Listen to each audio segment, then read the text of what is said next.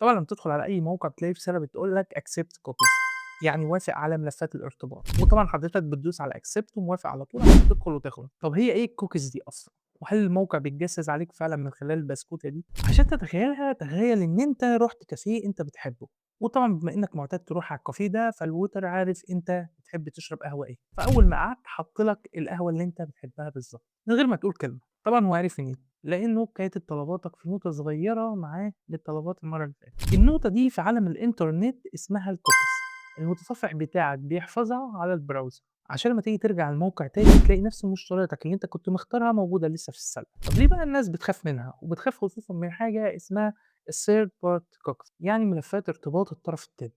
بُص، هي حاجة ما تخوّفش، ولكن تخيّل إن في كافيه تاني عارف أنت بتطلب إيه وبتحب إيه، بيعرف طلباتك لإنه بيراقب طلباتك اللي أنت بتطلبها في الكافيه اللي أنت بتحبه، فيبدأ يبعت لك منتجات اللي أنت بتحبها من عنده هو، وده بقى اللي بيخلّيك لمّا تيجي تبحث عن حاجة بتلاقي إعلاناتها بتطاردك في كل المواقع اللي أنت بتدخلها بعد كده. يعني الفكرة كلّها إن الcookies معمولة عشان تخدمك مش عشان تخوّفك. الفكرة كلّها في إنك تحاول تخلّي مين مسموح له يقرا النوتة دي أو يقرا الcookies بتاعتك. المهم لو أنت عاوز محتوى زي ده فأنت لازم تتابعني.